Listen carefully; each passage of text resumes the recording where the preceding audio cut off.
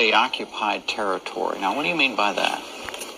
I said on the McLaughlin Group in response to a question, Jim, they said, do you think that the Congress of the United States will resist this demand for further aid? I said, throughout a crack I'd heard, I said, no, the Congress of the United States is Israeli occupied territory. What I meant by that is the most powerful lobby in Washington, which Congress can't stand up to, one of the most powerful, is certainly the pro-Israeli lobby. It has gotten its way in this town year in and year out. And I don't think the automatic votes of the Congress of the United States for $3 and $4 billion worth of aid to Israel are necessarily in the national interest of the United States. And that comment, which is to ridicule the subservience of the Congress of the United States, is perfectly valid.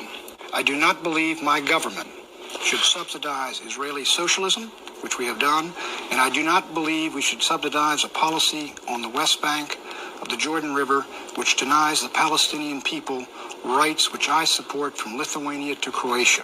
But if I also believe that Pat Buchanan is entitled to stand up and speak out against any kind of political lobby, whether it's the Greek lobby, Aid for Greece, or whether it's the pro-Israeli lobby, Aid for Israel, without being called vile names.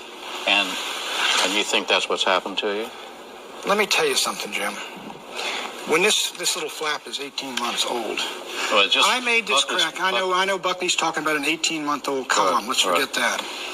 When this broke, I made that wiseacre crack about the Amen Corner. It was wiseacre, and it was very funny. You know what happened as a consequence of that? People called my newspapers that carried my column and said, drop Buchanan. AIPAC listed 5 conservative columnists who accepted. The Jewish the pro-Israeli lobby. Pro-Israeli lobby.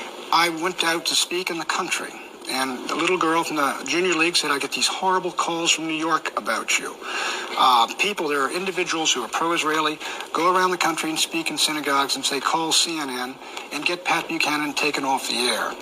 Those kinds of tactics, in my judgment, are un-American. They are done in the name of the First Amendment, and they violate the spirit of the First Amendment. You know me. I've been in this town for 25 years, 30 years. I am controversial. I am sometimes insensitive. I am tough, and I am hard. But I think that this type of thing is beyond the pale. Well, that was interesting. Buckle up, buttercups. I mean, I know you have real eyes that realize real lies. All right? See you guys later on with a video. I'm working on it right now. And you're not going to believe this one either. Oh my gosh. But I'm going to just keep presenting you guys with information so you can make your own decisions. All right? Get off the couch, do some calisthenics, and get ready. You're only responsible for yourself, and the most capable